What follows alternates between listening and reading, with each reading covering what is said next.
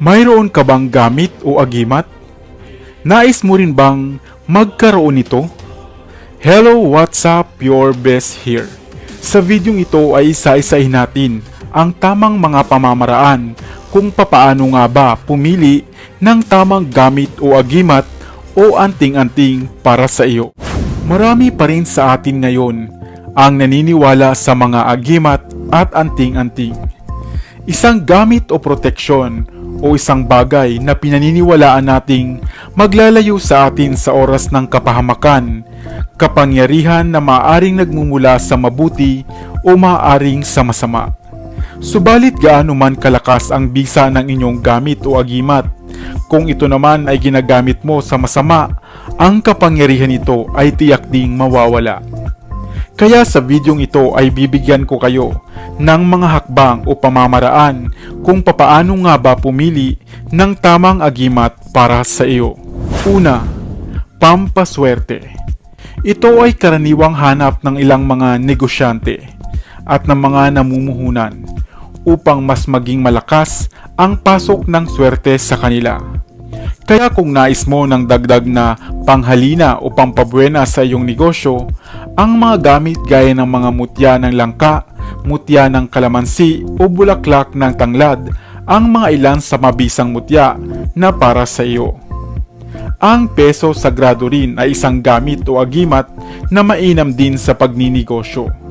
Subalit upang ang swerteng daladala nito ay gumana ng husto, siguraduhin lamang na wala kayong hawak ng mga agimat o gamit na kumukontra sa bisa nito, gaya ng mga agimat na mayroong kapangyarihan ng kabal o tagaliwas. Pangalawa, protection. Isa ka bang politiko, pulis o sundalo? Malamang ang nais mo ay mga anting-anting at gamit para dito. Proteksyon para sa iyong sarili at kaligtasan sa mga masamang tao sa iyong paligid. Kaya kung nagnanais ka ng mga agimat para sa proteksyon mo, ang mga agimat na may kapangyarihan ng kabal, tagaliwas o tagalihis ang para sa iyo. Pangatlo, pangontra. Ito ay isa ring aspeto na dapat ikinukonsidera sa pagpili ng gamit. Ang mga agimat o anting-anting na maaaring nagtataglay ng pangontra o pang-iwas hindi lamang sa mga masamang elemento o espiritu, kundi maging sa mga balis, bati at lalang ng kapwa-tao. Pang-apat, panggagamot.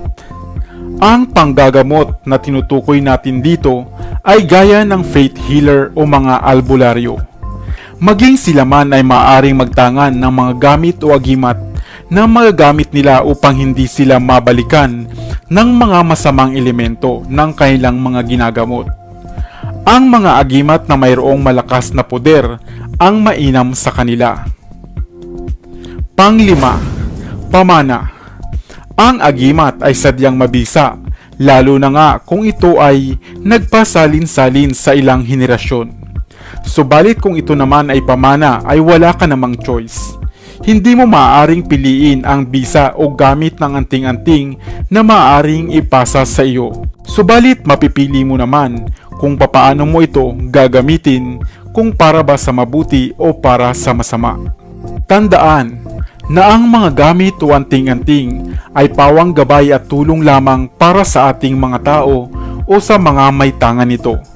Subalit huwag kalimutan na ang pananalig pa rin sa poong lumikha ang pinakamabisa at malakas na proteksyon, agimat at pangontra. Ikaw, ano ang nais mong agimat?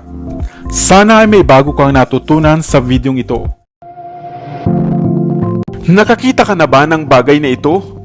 Mapupula, animoy kahoy, subalit nasa anyo ng mga bato. Ito ang bagay na kung tawagin ng karamihan ay pulang korales. Madalas na kulay itim, madalas makikita sa dalampasigan, ngunit hindi alam ng karamihan ang napakarami nitong pakinabang at mga pagkakagamitan. Hello, what's up? Your best here. Sa video nating ito ay alamin ang mga may hiwagang kakayahan at gamit pala ng pulang korales. Dahil kung makakita ka nga nito, ay maaari mo itong mapakinabangan. Maraming gamot sa katawan at isa ring pamproteksyon sa buhay. Kaya kung isa ka ngang antingero o mahilig ka sa mga pampaswerteng buhat sa kalikasan, unais mo lamang ng mga bago at kakaibang kaalaman, ang videong ito ay para sa iyo. Ang pulang korales ay kilala dito sa atin sa mga katawagang amurado, pulang banawog o pulang banaog. Ito ay isang uri ng marine corals na kauri ng mga corallium. Nagtataglay ito ng matingkad na kulay pula o pink-orange at animoy puno sa ilalim ng karagatan. Kadalasang makukuha ang mga pula, itim at puting korales sa dagat na mayroong mahigit sa 300 hanggang 1,000 metro ang lalim ng tubig. Ngunit minsan ay nadadala na rin ito ng malakas na alon sa dalampasigan. Ngunit kung makakita ka nga nito, ay alam mo ba ang mga bisa nito at ang tinataglay nitong kagamitan? Ang pulang korales sa isang klase ng mamahaling bato o gemstone. Kadalasan nga itong pinakikinis o pinagaganda upang gawing kwintas o mga bato sa ilang mamahaling alahas. Ito nga ay sumisimbolo sa tibay ng pagsasama ng mga mag-asawa at naghahatid ng positibong enerhiya sa nagtatanga nito.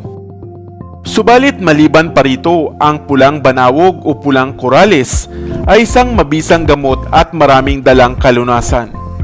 Pinaniniwalaang nakagagaling ito ng iba't ibang sakit sa balat, sugat at mga kati-kati. Isa rin itong mabisang pangontra laban sa mga lalang ng tao at mga masamang elemento.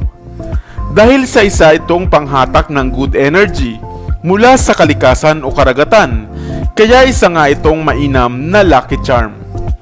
Gamit din ang amurado o pulang korales ay maaari kang makaiwas sa mga sakuna at sa mga taong nagtatangka o nagbabalak sa iyo ng masama. Kung sakali na makakuha ka nga nito o makapulot ka sa dalampasigan o magtangan ka nito, ay ilagay lamang ito sa maliit na boteng lalagyan. Haluan ang langis buhat sa niyog o sa olibo at maaari mo nang samahan pa ng ilang mga dahon at pampaswerteng buhat din sa kalikasan kagaya ng bagukbok. Ang lana o langis na pinagbabaran nga nito ay maaaring gamitin o maaaring ihaplas sa nananakit na katawan, sa mga nangangating balat at sa mga sugat o galos man, upang ito ay mabilis na gumaling. Mainam din itong ihaplas sa katawan o sa braso upang magsilbing pangontra o pangtaboy ng mga masamang elemento. At higit sa lahat, ay magsilbing isang panghalina o lucky charm upang maghatak sa iyo ng swerte, mapasapera man, negosyo o trabaho. Maaari mo rin itong ibalot sa pulang tela, ilagay sa wallet at parating dalhin saan ka man magpunta. O di kaya naman ay gawing kwintas, bracelet o aksesorya sa katawan. Kaya naman kung sakali na makapulot ka nga nito sa dalampasigan, ay huwag na huwag mo itong baliwalain dahil marami pala itong pagkakagamitan at mga pakinabang at higit sa lahat ay napakamahal. Ikaw, nakakita ka na ba nito o nakakita ka na nga ng amurado o pulang korales? Sana ay may bago kang natutunan sa videong ito. Iwan ka naman ng comment sa comment section sa ibaba. I-like at i-share mo na rin para naman sa kaalaman ng iba. Dito na sa Best TV, tayo ay matuto, utak mapuno ng bagong kaalaman. Dito na sa Best TV, tayo ay lumibot, lihim na mundo ay ating matuklasan. Dito yan sa Best TV, dito yan sa Best TV, dito yan sa Best TV. Sapagkat ang mga laki may alam, dito yan sa Best TV. Tara bes, sabay-sabay tayo na matuto, pagkat dito sa mundo lamang ang siyang marunong. Ating utak sa lina ng panibagong dunong, mga bagay na